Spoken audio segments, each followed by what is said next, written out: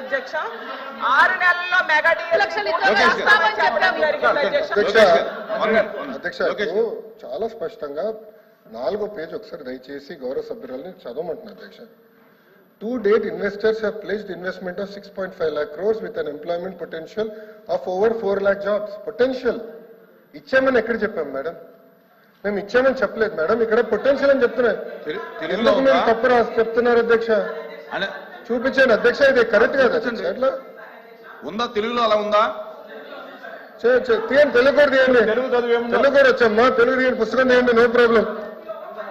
కానీ సత్యదూరం మాటలు చెప్పకూడదమ్మా, మళ్ళీ సత్యదూరం మాటలు చెప్పకూడదమ్మా. అనిత గారు చెప్పండి. చెప్పండి. ప్రింటింగ్ మిస్టేక్ పడిందా ఏంటి చెప్పండి. లేదు, 2 లక్షల ఉద్యోగాలు కల్పించాలని లక్ష్యంగా పెట్టుకున్నాం. ఉద్యోగాలు కల్పించాలని లక్ష్యంగా పెట్టుకున్నాం. చూడమండి అధ్యక్ష, ఎక్కడైనా ఏ పేజీ?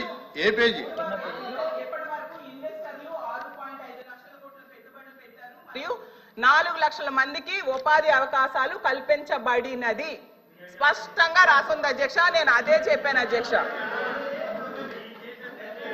నేను కంటిన్యూ చేస్తాను అధ్యక్ష. అలాగే చంద్రబాబు నాయుడు గారు మళ్ళీ చెప్తున్నాను, ప్రభుత్వం చాలా స్పష్టంగా చెప్పనండి నేను చదువుతున్నాను మేడం. ఇది గవర్నర్ ప్రసంగమే మేడం. Page number 4. గురుగారు దళితులపైన ఎవరు దాడి చేశారు అందరూ తెలుసండి. కూర్చోండి స్వామి, కూర్చోండి. కోర్టుకి వెళ్ళారు మీరు, కూర్చోండి. కూర్చోండి సార్, మాటలు పెద్ద చెప్పాల్సిన అవసరం లేదు ఇక్కడ. మీకు సంబంధం లేని సబ్జెక్ట్ ఇది, మీకు సంబంధం లేని సబ్జెక్ట్ ఇది. మేడం గారితో నేను మాట్లాడుతున్నా, నేను మేడం గారితో చర్చిస్తున్నా. దళితుల పైన మీరు దాడి చేసి దళితులు గుండు కొట్టించిన వ్యక్తి మీరు మారుతారా? మీరు మారుతారా అధ్యక్ష? మీరు ఎట్లా మారుతారు? దయచేసి కూర్చోండి. చాలా స్పష్టంగా చెప్తున్నా, ఎందుకు మారుతారు? మీరు మాట్లాడేది మీరు ఒక ఎత్తు, ఇంకొక ఆయనేమో డైరెక్ట్ గా సవాన్ని డోర్ డెలివరీ చేశారు. అలాంటి వాళ్ళు కౌన్సిల్ ఉన్నారు. సభ్యుడేమో డోర్ డెలివరీ కూడా చేశారు. అవసరం లేదు మాట్లాడేది. హలో బ్రదర్, కోర్టుకెళ్ళింది మీరు. లోకేష్ గారు ఫ్యాక్ట్ చెప్తున్నా, ఇక్కడ చాలా స్పష్టంగా అధ్యక్ష, ఇక్కడ చాలా స్పష్టంగా మళ్ళీ చెప్తున్నా అధ్యక్ష నా దగ్గర ఇంగ్లీష్ ఉంది, నేను చదువుతున్నాను. మళ్ళీ చెప్తున్నా, to date investors of place investment. అరే ఇంగ్లీష్ మీడియం అని పొద్దు నుంచి ఊదరగొట్టారు. ఇంగ్లీష్ మీడియంలో చెప్తున్నారా భయ్? మీ సబ్జెక్ట్ లేరు. ఇంగ్లీష్ మీడియం గురించి ఊదరగొట్టారు కదా పొద్దున, మళ్ళీ ఇంగ్లీష్ మీడియం చదవలేరా? పొద్దున ఇంగ్లీష్ మీడియం అన్నారు. అరే ఇంగ్లీష్ లో చెప్తే భయపడతారు. ఏ భాషలో చెప్పాలి బాబాయ్? గవర్నర్ గారు చదివింది ఇంగ్లీష్ లో. మీరందరూ బైకాట్ చేయకుండా కూర్చుని ఉంటే బాగుండేది. అరే అది కాదు భయ్, ఇంగ్లీష్ మీడియం చదవకూడదా? ఇంగ్లీష్ లో ఉందని చెప్పకూడదా?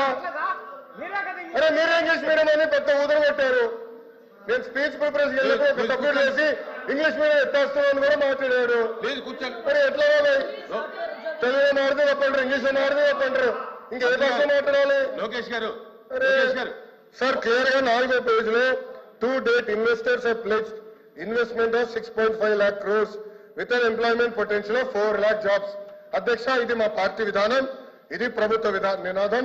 క్లియర్ గా చెప్పాం అధ్యక్ష. గవర్నర్ గారు కూడా ఇది చదివారు అధ్యక్ష. దయచేసి మేడం గారు గుర్తుపెట్టుకోవాల్సిందిగా కోరుతున్నాను. తెలుగులో ఏమన్నా మిస్టేక్ పడిందని చూడండి.